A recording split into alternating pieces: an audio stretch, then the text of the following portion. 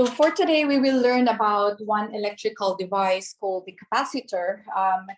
And a property of the capacitor is called the capacitance. So we will learn about what capacitance is. But the capacitor and capacitance is closely related to what we have learned so far. So last week, we started the course by learning about charges. We said we have positive or negative charges. These charges interact with each other by exerting force on one another. And then we learned that if you have a charge, this charge will set up an electric field around itself, right? Regardless of whether it's a positive charge or a negative charge, it will set up an electric field around itself. And electric fields are invisible, but we learned the rules for drawing electric field lines to represent the electric fields that are generated by charges. One of the rules is the direction of the electric fields. We learned that electric field lines go from positive charges to negative charges. So therefore, if you have positive charges on this rectangular plate here and negative charges on this rectangular plate, then you have the electric field pointing from the positive charge to the negative charge. That means that there is an electric field generated between these oppositely signed plates. We then learned that if these charge plates are conductors, then the electric field needs to be perpendicular to the surface of the conductor, so that's your electric field line. It's perpendicular to the conductor. We then moved on to learning about voltage and potential. Potential being if you put a charge here, say a positive charge, a small positive charge near the positive plate, the potential is the potential of electric force to do work in repelling this charge so that this charge will move towards the negatively signed plate.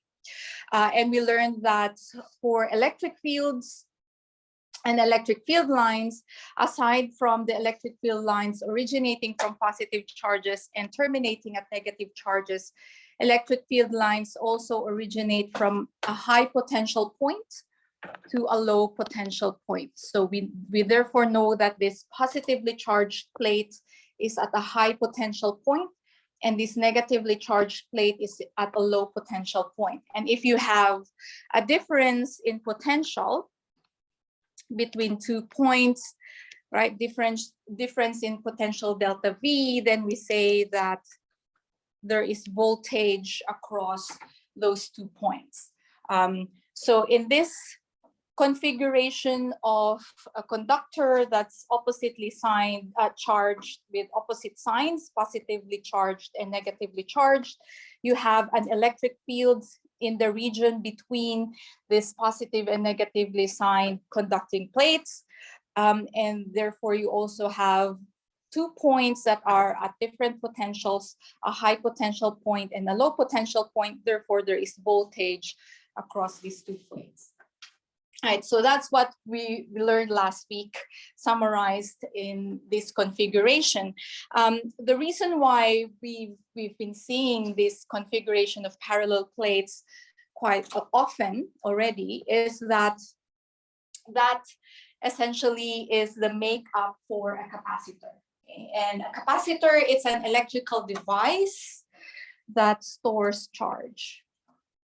And so this is a schematic diagram of a capacitor, but the fundamental idea behind a capacitor, it's essentially 2 plates.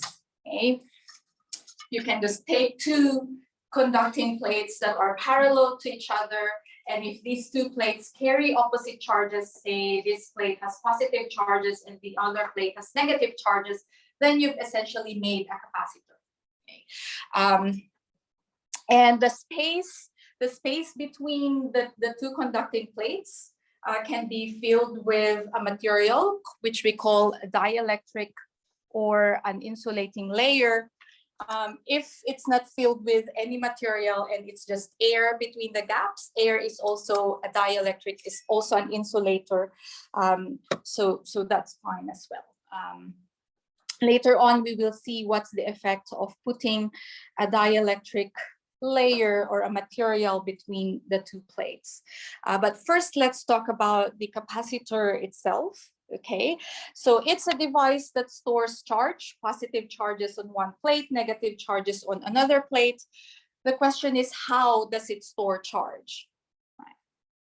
Okay, we learned that in order to charge something up, you need to have a charger, right, or a charging device. And a battery is a good example of a charging device. So if you connect this plate to the positive terminal of a battery and this plate to the negative terminal of a battery, you are essentially putting positive charges on this plate connected to the positive terminal of the battery, and you are accumulating negative charges on this plate that's connected to the negative terminal of the battery, as shown in this diagram in the slide here.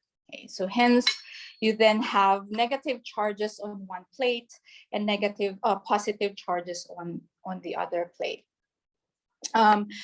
The charges accumulate on each of the plates, and as the charges accumulate, as I've mentioned earlier, the positive plate will start to be at a higher potential point. The negative plate starts to be at a lower potential point. So you will have voltage that's established across the two plates. Okay? And if the voltage across the plates is the same as the voltage of the battery that's used to charge up the capacitor, then we say that the capacitor is fully charged.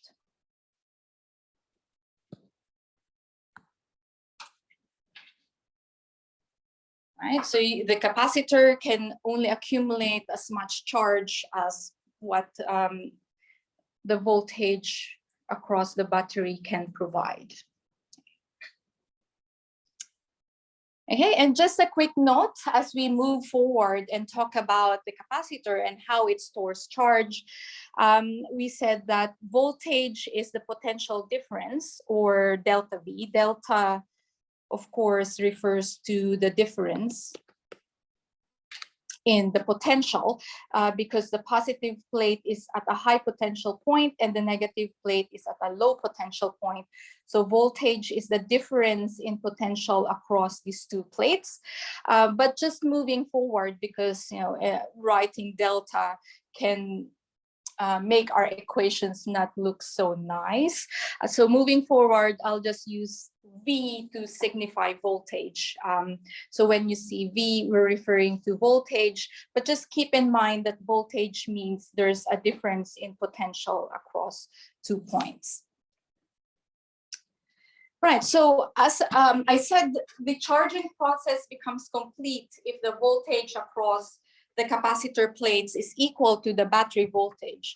So if we think about it, the amount of charge that's stored in the capacitor plate is therefore proportional to the voltage of the battery, and therefore voltage across the capacitor plates. Okay, so this alpha symbol means proportional, meaning if you connect the capacitor plates across a 9-volt battery, you'll be able to store some amount of charge. But if you connect it to, say, a 19-volt battery, then you're able to store more charge. Right. This proportionality symbol means the higher the voltage across the plates are, the more the charge you can store across the capacitor plates.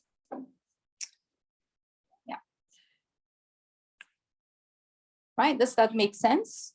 Okay, because then if we want to replace this proportionality symbol with an equal sign, we need a proportionality constant, and that proportionality constant is called the capacitance of the capacitor. So this proportionality symbol is replaced by this equal sign if we use this proportionality constant C. It's not really a constant in that it's not a fixed number, but rather it's a property of the capacitor that tells us its capacity to store charge. Okay. So it's a little bit, capacitance is the capacity of a capacitor to store charge. That's a mouthful, capacity, capacitance, yeah. Right, so mathematically, the amount of charge, therefore, is equal to the capacitance, or the capacity of the capacitor to store charge, times the voltage across the capacitor plates. Okay. Capacitance, this will be a property of the capacitor. It's measured in farad. A farad is a derived unit. If we work out this equation to isolate capacitance C, rearranging this equation here, capacitance C is equal to charge divided by the voltage V. Okay, so if we work out the units for capacitance, the unit for charge is the coulomb. Okay, this is coulomb. And the unit for voltage is volts. Therefore, farad is also equal to coulomb per volt. Okay.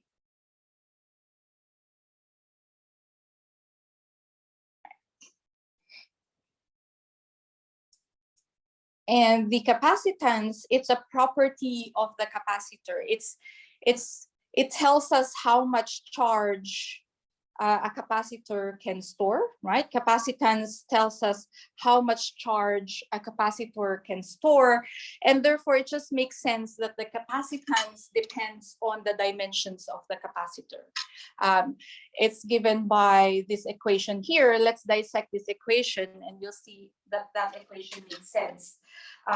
So it's proportional, so the capacitance C, or how much charge the capacitor can store, is directly proportional to the area.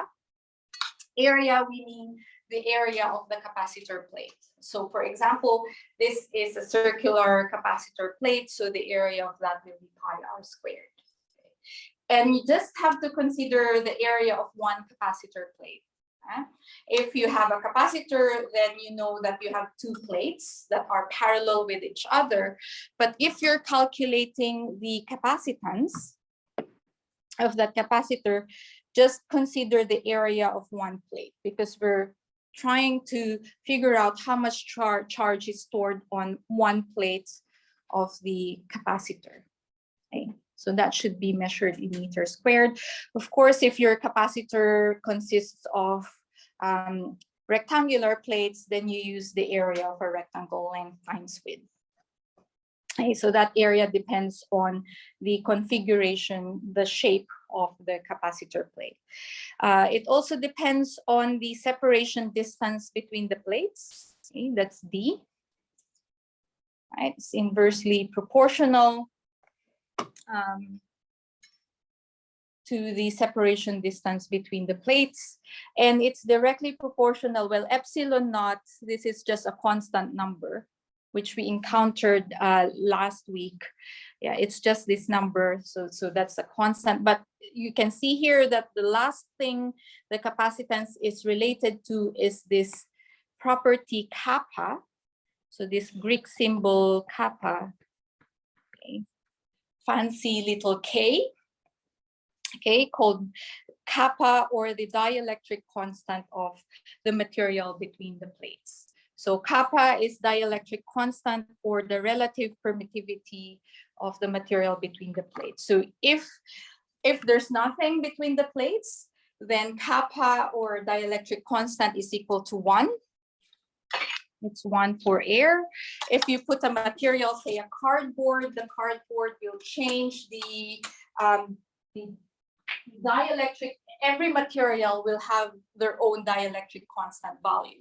So if you put a material between the plates, then the dielectric constant between the plates will change depending on the dielectric constant of the material, and that therefore changes the capacitance of the capacitor.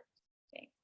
And dielectric constant of materials, they're a property of the materials. You can just look them up in some table, or you can Google, for example, what's the dielectric constant of wood or hard rubber. Okay, and by choosing the appropriate material that you place between the capacitor plates, you can influence how much charge is stored in your capacitor.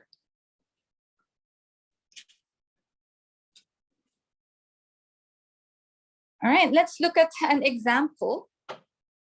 Okay, you have there the conducting plates of a capacitor. These are the dimensions 10 by 25 millimeters. So that means the plates are rectangular with these dimensions, and the plates are separated by 7 micrometers. Right. So remember to expand that prefix, micro times 10 to the minus 6, milli times 10 to the minus 3. Okay. There's a material between the conducting plates. There's a dielectric whose permittivity is 100. So that's kappa is equal to 100. What is the capacitance of that capacitor?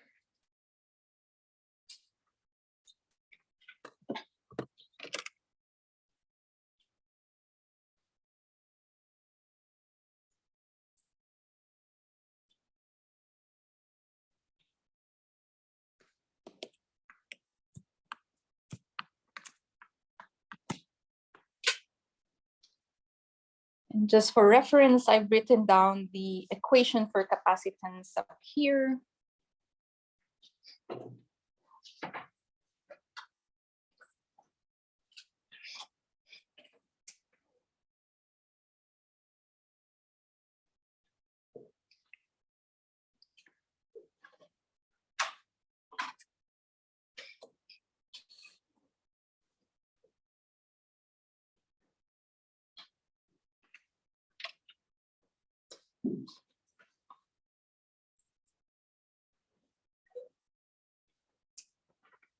Right.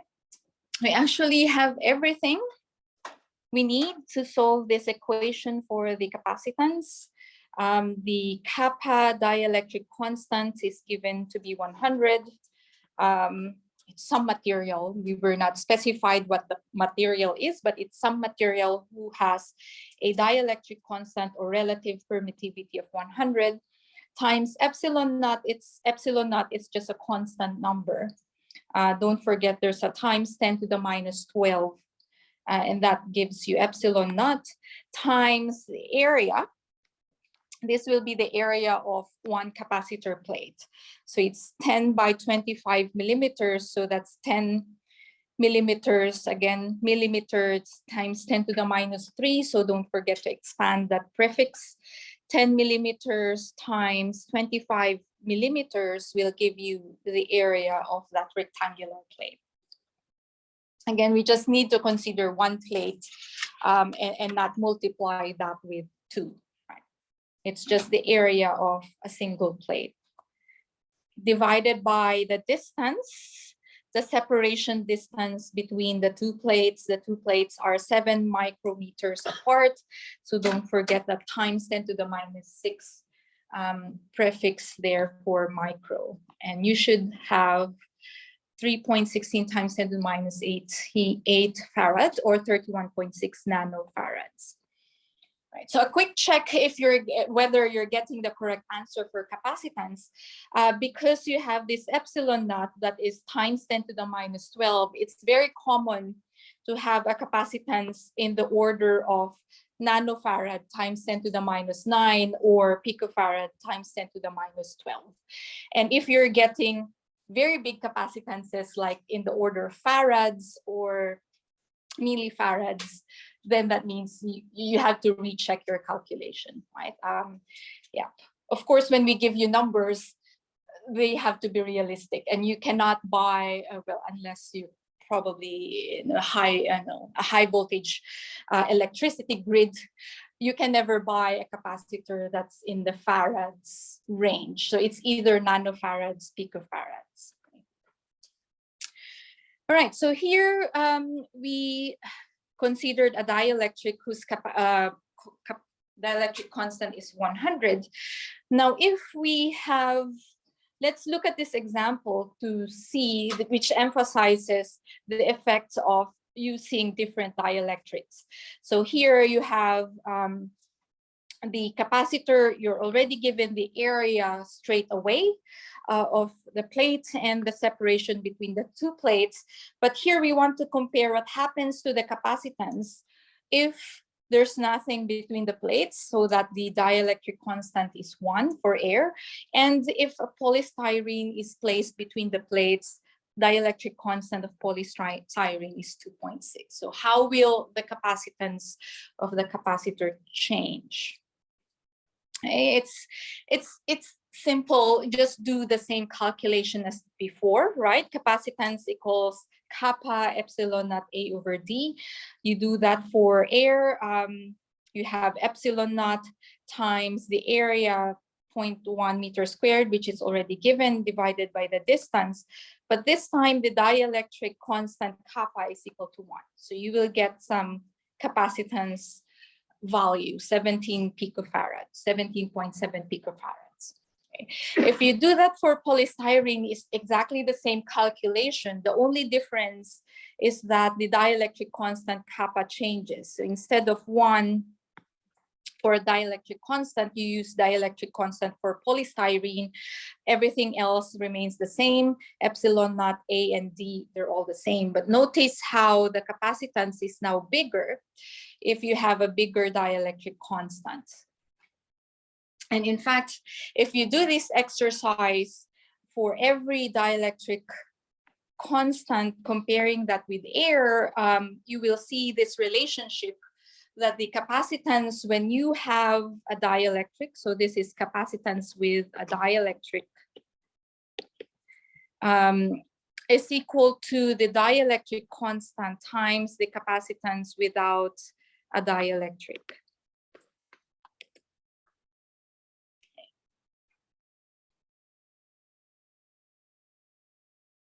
Meaning if you go 46 times 10 to the minus 12 divided by 17.7 times 10 to the minus 12, you should get 2.6, which is the dielectric constant for this polystyrene.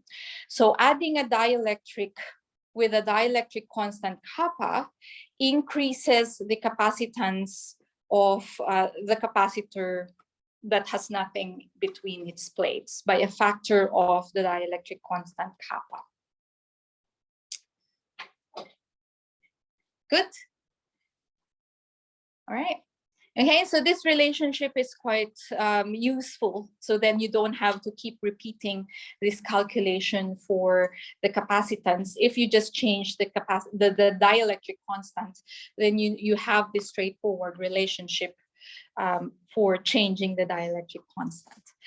To understand why the dielectric seems to increase the capacitance, right? So as you can see here, the dielectric constant increases the capacitance of your capacitor. Okay, let's see what happens. Let's see what happens inside the dielectric. So the dielectric is represented in this figure here. Dielectric actually consists of polar molecules. When we say polar molecules, they are molecules that molecules are small, but they have small positive and negative charges, and we call them dipoles. So a dipole is consists of opposite charge that's separated by a small distance d. So you have here a small distance separation of the charges in the polar molecules making up the dielectric that you place in between the capacitor plates. The polar molecules, they're randomly oriented as shown in this figure here. Each polar molecule have a small positive and negative charge. But what happens is that, we've learned if you have a capacitor like this, positive charge, negative charge, you have electric field that's established between the capacitor plates. The electric field goes from the positive charge to the negative charge as drawn here. So this is the electric field that's established, and it goes all throughout. It goes all throughout the space between the positively charged plate and the negatively charged plate, right? I just drew one arrow to represent the electric field, but the electric field is everywhere, uniformly everywhere between the positive and negative charged plate. Now, if you put the dielectric consisting of polar molecules between the charged plates, the polar molecules will tend to align themselves. Yeah, the polar molecules, they consist of negative and positive charges. So as you can imagine, the negative charges, they will be attracted to the positively charged plate, right? So that the negative charges, they're all pointing towards the positively charged plate, whereas the positive charges in the polar molecules, they are attracted to the negatively charged plate. So as you can see here, the positive charges, they're all pointing towards the negatively charged plate. So what happens is that you essentially have small electric fields that are generated by these dipoles, right? Whenever you have a charge, that charge will create an electric field. So here you have an electric field pointing from the positive charge to the negative charge of the polar molecule, the dipole, and that happens for each of the polar molecules, right? And you can see here that the electric fields, the small electric fields that are generated by these polar molecules, they're all pointing to the left. So in essence, you have here a newly induced electric field that is pointing to the left. Okay. This is called induced electric field. This is the electric field due to the polar molecules. Okay. And this electric field, this is the what we call here the external, the external electric field.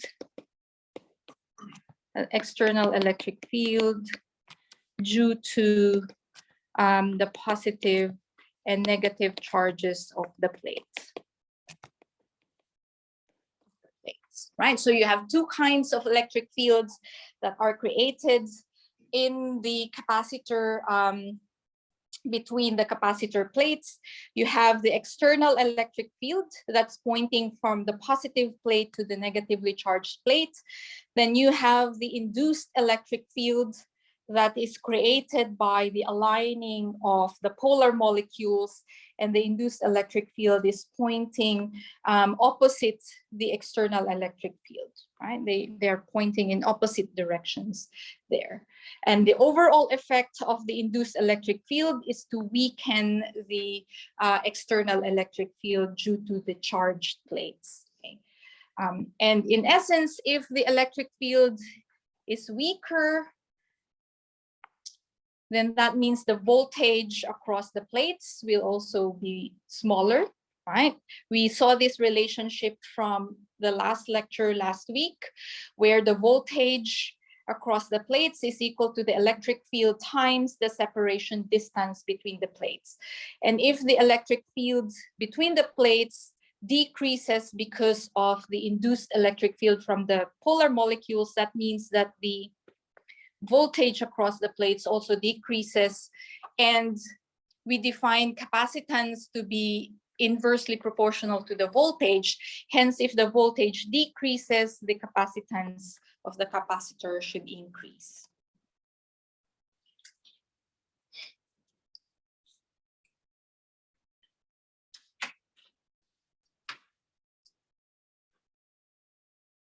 All right, are we okay with that concept? Okay. Yeah.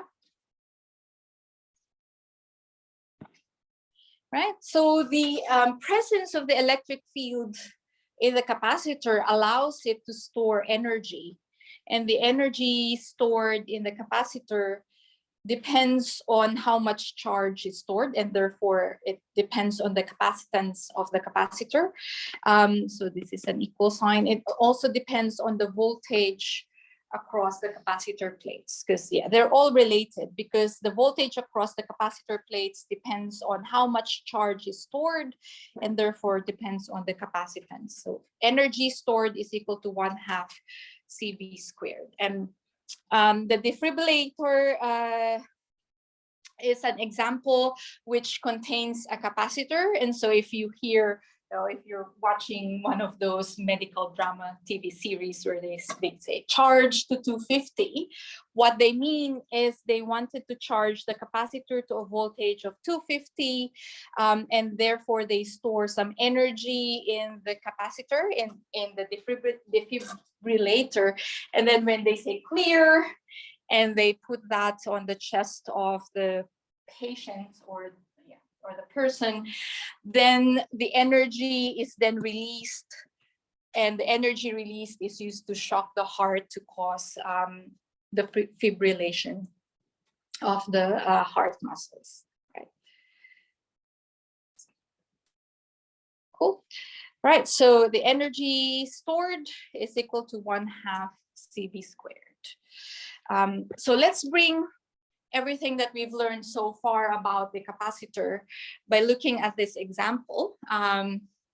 Yeah, I've left the marks assigned there because this was a previous question in previous tests in previous years. So here the example is about a defibrillator. So once the heart has began fibrillating, a defibrillator is needed to apply another surge of energy across the heart in order to restart its operation. A particular defibrillator consists of a capacitor. It charges the capacitor whose capacitance is 9.6 microfarads. It charges that capacitor up to a voltage of 5 kilovolts. And you have to be conscious of prefixes before the capacitor is discharged across the heart. Right. How much energy is stored in the capacitor? Well, it's 120 joules, but how do you get 120 joules? Right, it's a direct application of the equation you just saw. The energy stored is 1/2 CV squared, where C is the capacitance of the capacitor. Again, making sure micro is times 10 to the -6, and the voltage is 5 kilovolts, kilo times 10 to the 3. Okay, and then don't forget there's a square there. That gives you 120 joules of energy stored in the capacitor of the defibrillator. Okay. Right? And if the capacitor is fully charged, say at 5 kilovolts, how much charge is there on each capacitor plate? Okay. We assume that 5 kilovolts is the full charge of the capacitor. So when you charge the defibrillator up to 5 kilovolts, you're storing the maximum amount of charge.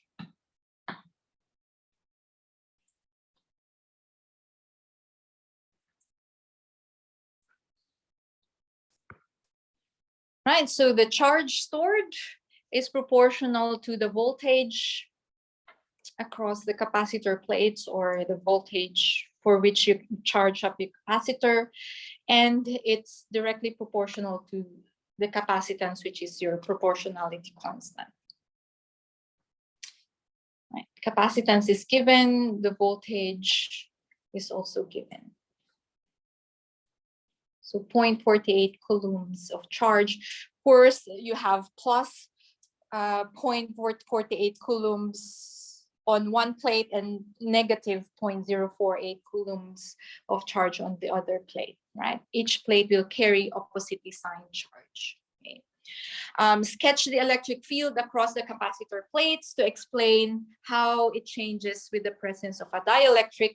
But we just learned about that, so I'm not going to explain that again. Just refer to the previous slides for that answer. But if energy is discharged over 10 milliseconds, right? They put then the defibrillator across the patient's heart, therefore discharging the capacitor.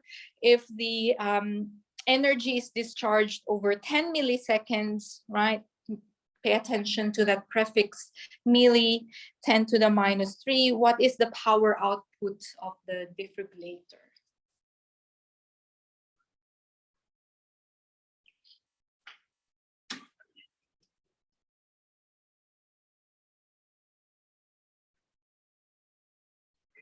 Right, this is something that sort of makes you draw from previous knowledge. How do we define power? It's energy over time, right? How quickly you use up energy or how quickly you do work. So that's energy over time. The energy was calculated from the first question. That's 120 joules divided by the time over which you use up the energy, 10 milliseconds times 10 to the minus 3 there, and that gives you the power in watts. Right. Any questions so far about the capacitor, or how it stores charge and how much charge it can store?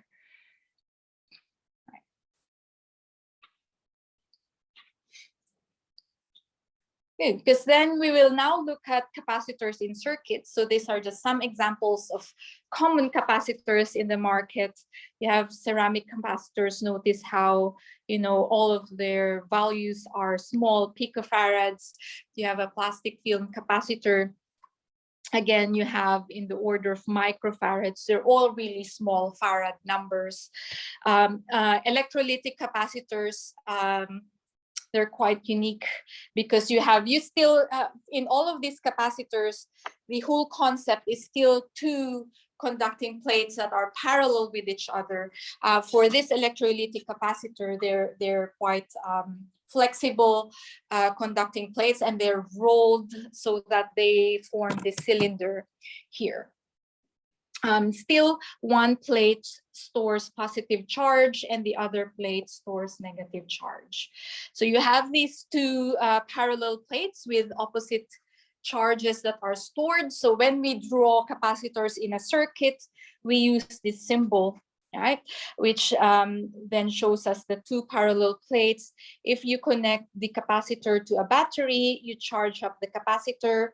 One plate is negatively charged, the other plate becomes positively charged, and therefore you have voltage across your capacitor plates. Right,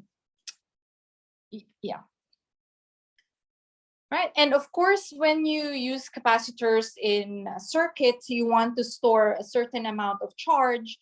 The charge stores depends on the capacitance of the capacitor.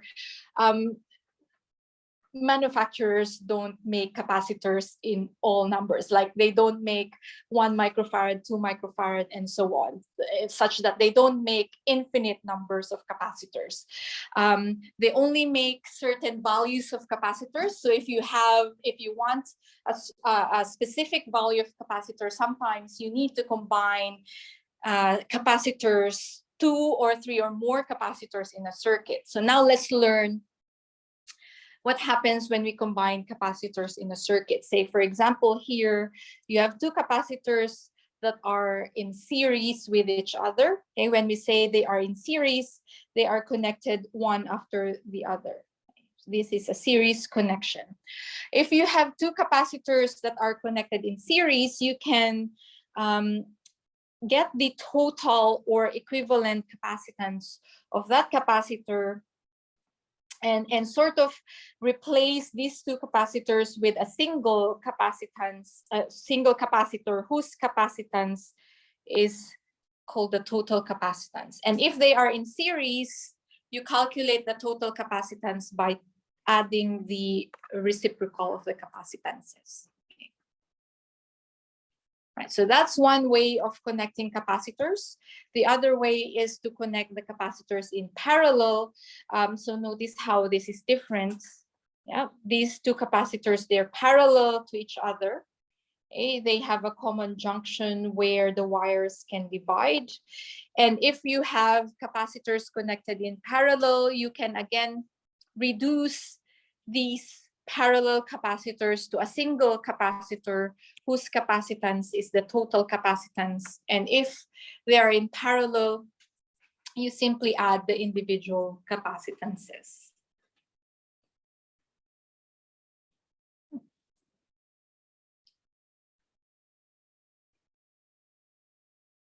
Okay, looking at an example, how we do that. So say you have here 3 capacitors, 3 microfarad capacitor and two microfarad capacitors. Okay, let's try to reduce this connection of 3 capacitors into a single capacitor. Do you see an obvious connection that you can easily reduce? We can use this terminal A as a reference, and so you start from terminal A and go this way. Notice how there's a junction here where the wire divides, where you have 2 branches of wires connected, right? And you have a 3 microfarad capacitor there and a 2 microfarad capacitor. So if you continue tracing the circuits, you encounter this 2 microfarad capacitor, and then you encounter the other 2 microfarad capacitor. So since you've gone through both of these 2 microfarad capacitors in along one line, then you can safely say these 2 are connected in series. Right? The two microfarad capacitors are connected in series. So these 2.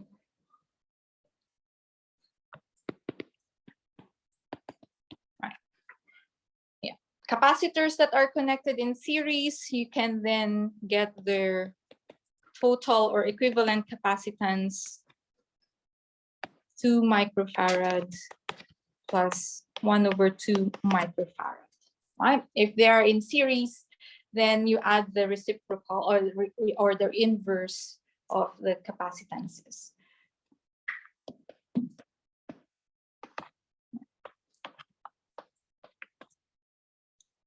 Right? Okay, what you want is the C total instead of 1/C total. So if you flip both sides, then you have C total is equal to 2 microfarads over 2, which is essentially 1 microfarad.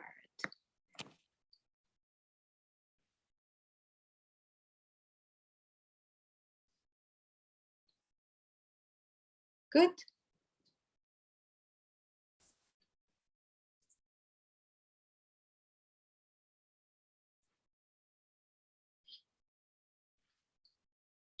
Right, what that means is I can replace these 2 capacitors with a single capacitor. So I can redraw my circuits. You have terminal, that's A, and you have the original.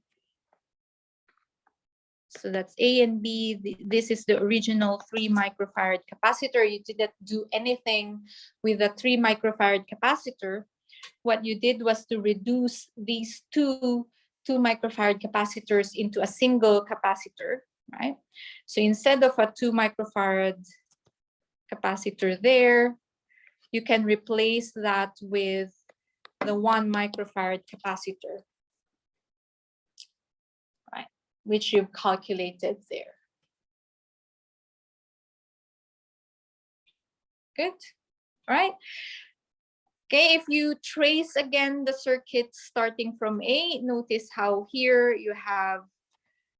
you can choose to go, you have 2 paths to choose from to pass through that 1 microfarad capacitor and the 3 microfarad capacitor, but then you recombine at this junction here. So that means that these 2 capacitors are in parallel. Okay, if capacitors are in parallel, you can add their capacitances. 3 microfarad plus 1 microfarad will give you 4 microfarads. Right, so in the end, you can reduce these capacitor network into just a single capacitor whose capacitance is 4 microfarads. Okay.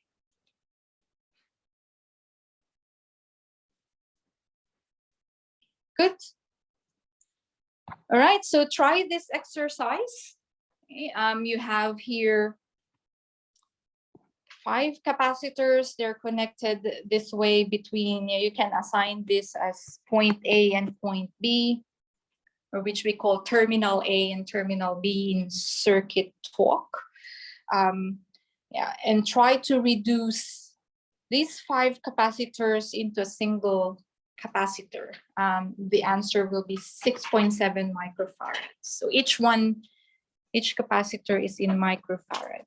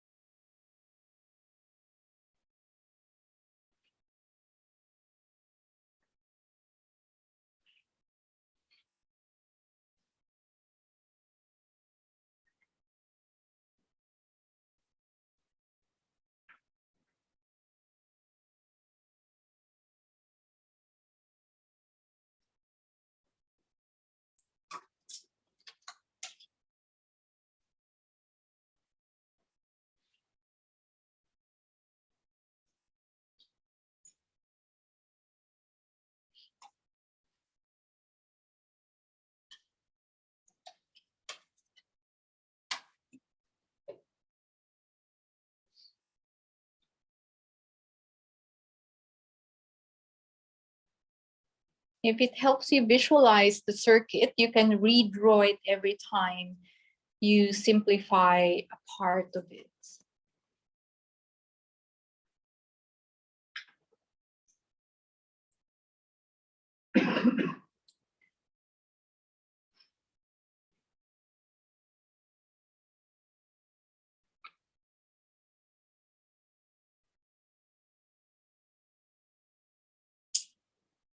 Right, so these 2 capacitors here, 20 microfarad capacitors here, they are connected in series or parallel?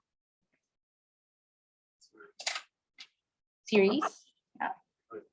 Parallel, yeah. Series is when they're connected one after the other. Here they look like they're parallel to each other, so they are connected in parallel. So likewise, these 2 20 microfarad capacitors, they're also connected in parallel. So you can simplify these parallel connections first, right? Parallel connections for capacitors simply add the individual capacitances. So 20 microfarad plus 20 microfarad gives you 40 microfarad. And likewise for this connection here will give you 40 microfarads. Right, as I mentioned, if it helps you visualize the circuit, redraw at each step. So these 2 20 microfarad capacitors, they're replaced by a single 40 microfarad capacitor. They are still connected to the 10 microfarad capacitor. You didn't do anything with that 10 microfarad capacitor. These 2 are reduced to a 40 microfarad capacitor. I mean, you can put your points A and B if you want, if it helps you visualize the connection. Then here we can see they're connected one after the other along a single straight line. So they are in series, right? In capacitors connected in series, you need to do a little bit more maths here because you need to add the inverse of each of the capacitances. Okay. So you add 1/40 plus 1/10 plus 1/40, and then don't forget to take the inverse of that. to get the total capacitance should give you 6.7 microfarads.